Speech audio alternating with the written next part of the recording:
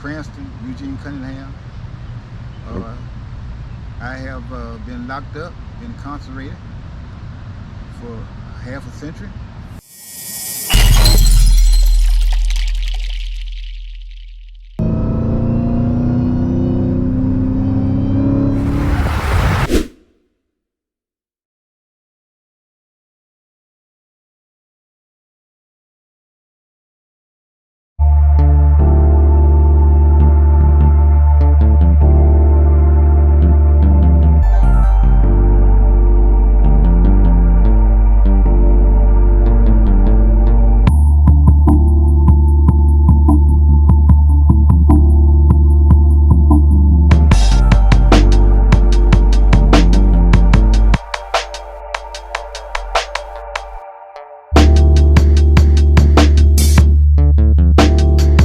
Back?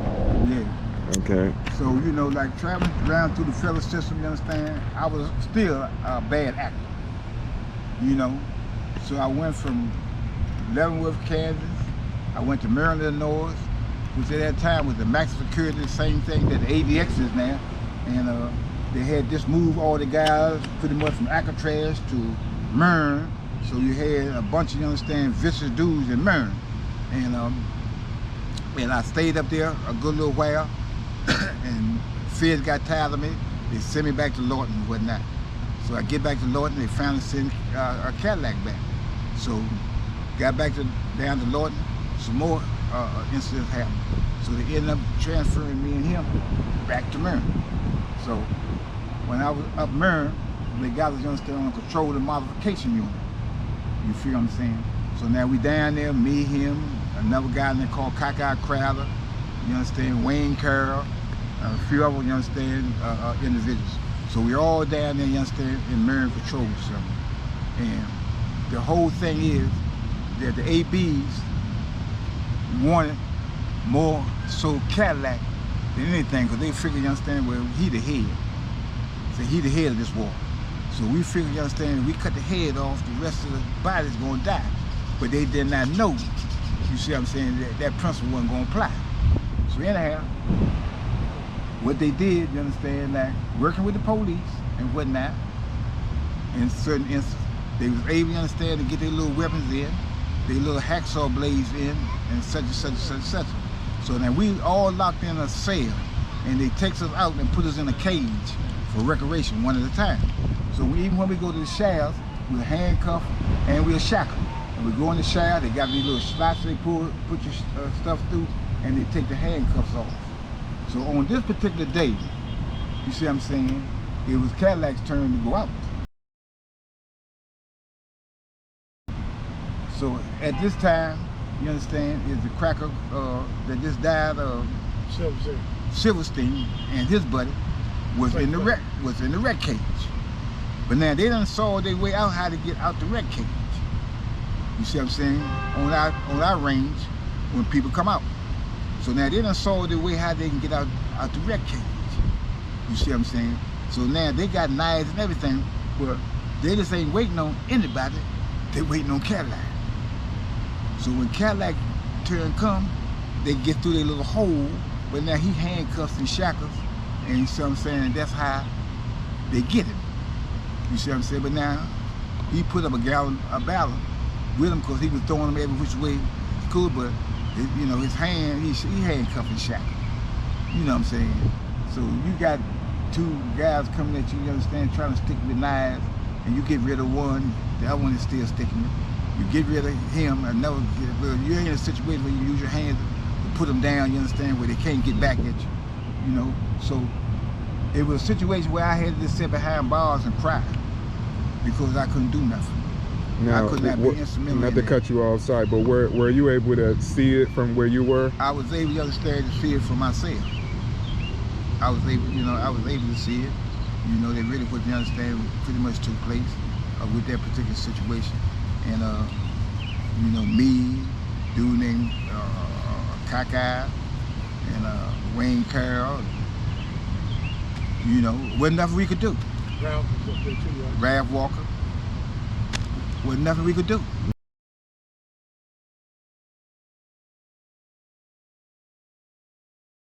He handcuffed and shackled. You cannot get out of the control unit and learn out of one of them cells unless you handcuffed and shackled. And you can't even go, you understand, nowhere outside to the medical situation, you understand, unless the lieutenant come and get you. And you got to be handcuffed and shackled. In Marine Control Unit, it was the modern day Alcatraz. You feel what I'm saying? Mm-hmm. They call it control and modification. They put you down there when you out of control, and they say for the sole reason, for the sole purpose, is to modify your mind. You see what I'm saying? So when you go down there to that control unit, they got what they call the boxcar. And if you cut up down on the unit, they put you in the boxcar. And when they put you in the boxcar, you don't hear nothing. They keep the lights on all day, and they got a rock in Murray. They got a mocking Murray where me and CADILLAC them was at. It's the bed. And they got a light overhead right at the bed that stays on for resting light, that stays on 24/7. So you can't be heard from outside, and they slide your food. It's two double doors. They open one door and then they slide your food through a slide. And you will stay in the boxcars for months. So it's something, you understand, that can drive the average man, if he's not strong, insane. You know what I'm saying? But this is a road that me and CADILLAC, you understand, had traveled. I was in Lawton with him, you know, and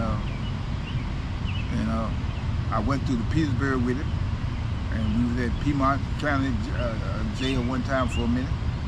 You know, they had took me and Rebel Nathaniel Queen through the same process, pretty much going to the feds. You know, and like I say, you understand, that it was in the feds, it was do or die, you know, and like I said, it was DC against the rest.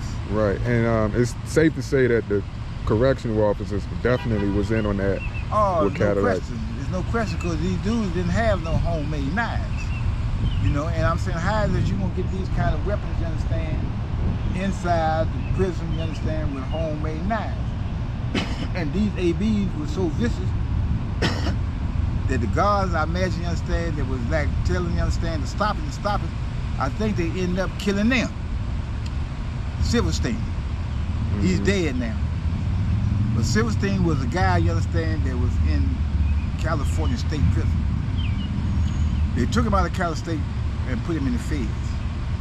But now he wanted to go back, you understand, to California State Prison, because I imagine there they had some white supremacy that pretty much was dominant. So he had told the officials, he said, I'm going to kill every opportunity, every chance I get. So we had a young black kid was coming from court, coming into the feds. They put him in this cell with Silverstein. And before he got back to the institution, he had killed this black. You see what I'm saying? I had sat there on the chair, watched Silverstein take a metal clothes hanger, and one of, you understand, the guys like this white boy that didn't want to conform to the ABs, slept at the wrong end of the bed where the bar's at. I watched Silverstein, you understand, like take the clothes hanger, made it a root, and put him to the bar, and kill him right there on the chair. You know, everybody's on the chair. But now, you know, snitching was, you understand, nobody sees nothing. I sees it, but, you know, hey, man, you know. So when the investigation comes out, I knows nothing, you know. But, so did he say anything afterwards, Silverstein, like try to talk trash or anything? Oh yeah, he was very he was all the way selling, you know, that I'm gonna kill a nigga every time I get the opportunity, and if they send me home, see, I don't care, I'll kill some whites too. You see what I'm saying? If they nigga lovers, and you know, it's such and such, such. So they thing was intimidation and whatnot for white recruits. They want white recruits to feel, you understand, that they couldn't be advantage taken if they joined the AB or whatnot. So they was under a lot of pressure. A lot of them, you understand, they white, you understand, partners had to carry their knives, had to carry their drugs, had to smuggle their drugs, and this kind of pressure, you understand, that they had. The Armed Brotherhood is not only, you understand, a racist organization, but they are very much into the illegal aspect of prison life. you know, and they have allies on the streets that support them when they get out. And the top AB, when he went to this new joint, he sent back messages that had a bunch of blacks and one of our homies killed up there in Leavenworth, in Louisville, by just a cold. You see what I'm saying? So this is the kind of drama that, as a DC inmate going into the feds, that was very upfront. You know, that you had to entertain that regardless. It was something, you understand, that you were faced with every day. And you take individuals like Raymond, you take individuals like Wayne Carroll, you take individuals like a friend of mine, nicknamed Lulu, and you take these kind of individuals, you understand, that they was, you know, they was the nucleus, they was the strong ones. The rest of the strong ones, you understand, will rally behind them and take care of business when business had to be taken care of. It was more so based on that, you know. Okay. So it was not. It was simply, you understand, a situation where that it was, you know, I can say that it amounts to survival. We had a survival, you know, and you know, it was a terrible thing that I had to witness. The situation happened with CADILLAC was we had spent some quality time in Lawton together and whatnot, and it was a guy, you understand, there was a young guy that I really liked, you understand, and I asked, like, he was, you know, had a situation with CADILLAC, you know, and I asked him, you understand, not to kill him, you know, he stabbed him up, and I went to, like I said, I thought you were, he said, man, I ain't promised you that, I said, I wasn't gonna kill him. I said, I never promised you that. That I wasn't gonna hurt him.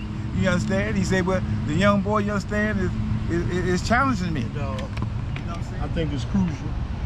You mentioned that friendship between you and this brother go back to the late 50s. You know,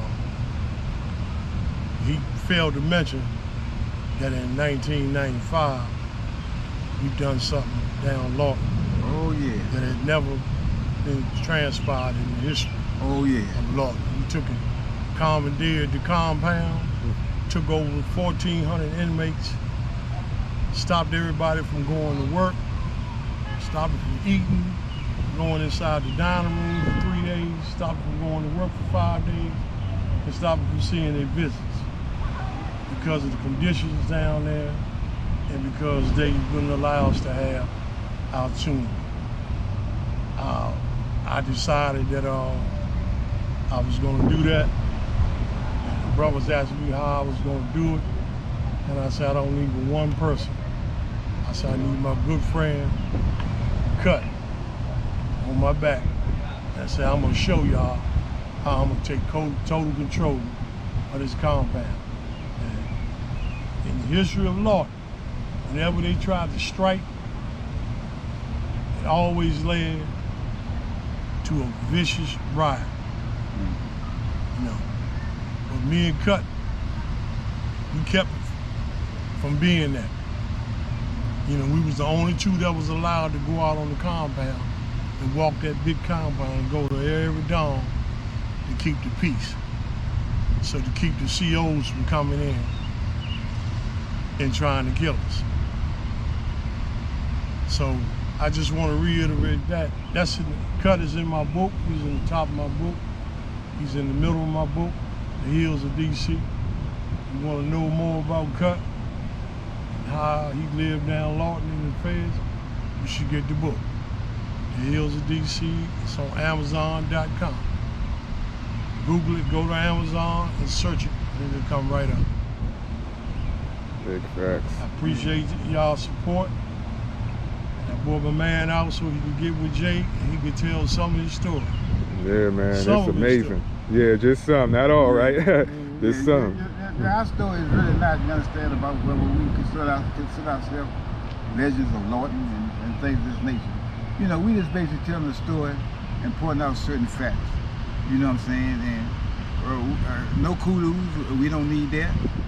You know, we just gonna tell it like it is. Yeah. You know what I'm saying? And you know, we have street tales that we can tell about our life, you understand, and the drugs and the robbery and et cetera. And you know, and we have that, you know, and we can run around, you understand, and have our chest out and feel that means something in this day and time. But you know, we ain't trying to advocate that. No. You know, we try to move forward, you understand, with some positive things, like I had said earlier. You know, and this is what we really need. We had a different time. Been out here 20 years, man. Yeah, for people that's tuning in, man, that's how you know when it's real, because the truth comes with humility, and you can see how humble y'all both are. You know, you're not even thinking about trying to like glorify anything. Like you just keeping it 100% authentic, and also talking about positivity, the change, yeah, making I never the transition. called myself a gangster or a legend or none of that. That's with other people, you know. Right.